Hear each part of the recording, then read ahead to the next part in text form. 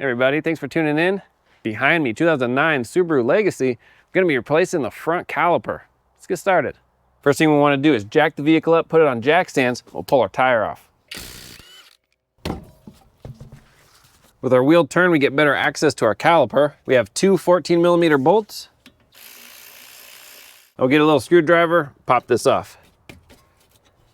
There we go. Then we'll hang our caliper. Our bracket is a 17mm.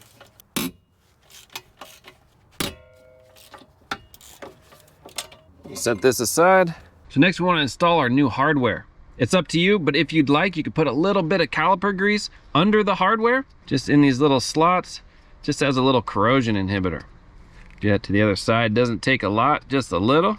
And then we'll take our hardware, put it on, push it in. What I like to do to make sure it's in all the way is just take my flat screwdriver and just push on it. Now this is a new bracket, so it fits in really nice. But the old bracket, you may need to push it in with the screwdriver. Pop this on just like that, and we'll install it on the knuckle. Put in our bolts. Tighten these down. And the information I have says these are 88 foot-pounds.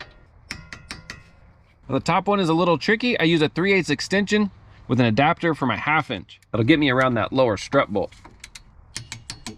Now we can put our pads on. We want the wear indicator on our inner pad bottom. Slide that on. Just like that. Put the outer on, just like that. Now that we've replaced our bracket, let's go ahead and replace our caliper. We have a catch pan underneath just in case we drip any fluid, and a pair of pinch off pliers are gonna come in handy. We'll just pinch the hose right here, just like that. And then it's a 12mm. We're gonna tip our caliper up and just hold it with our hands like that. Take this off. Now we have a new banjo bolt, so we're not gonna reuse this one. And we'll just pop this off like that. Perfect. Now there is brake fluid in here, so we'll just tip it upside down in our catch pan and let that all drip out. Now we'll take a rag and just make sure that our surface is clean on this. Looks really good. We'll get our new caliper. We want our banjo bolt with a washer. That'll go through our hose. Then we'll put a washer on the other side, just like that. So 2 washers. We'll get our caliper, put that on, and just thread in our bolt. All right, just like that. And we'll actually set our caliper on. Angle you down a little. Put our bolt in. These are torqued to 20 foot-pounds. Then we can torque our banjo bolt. I don't have a torque spec for this, but I'm gonna go with 20 foot-pounds as well.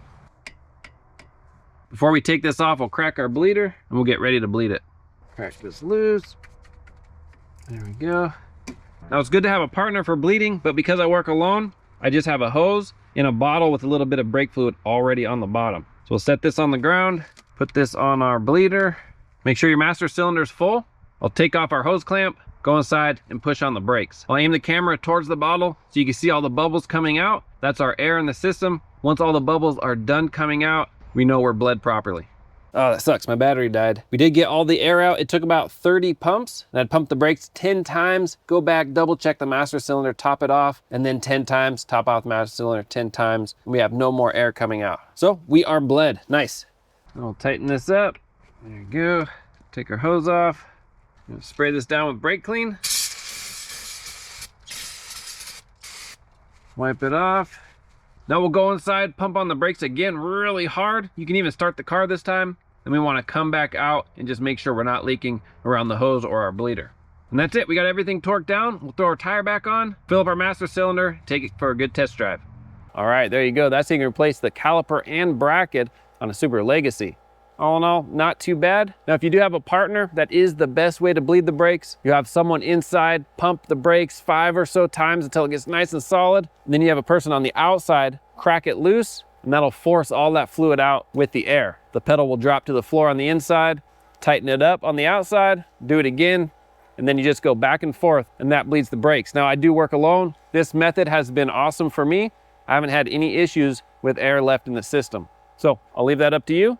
I have parts and tools in the description. If you have any questions, comments, post down below. See you on the next one.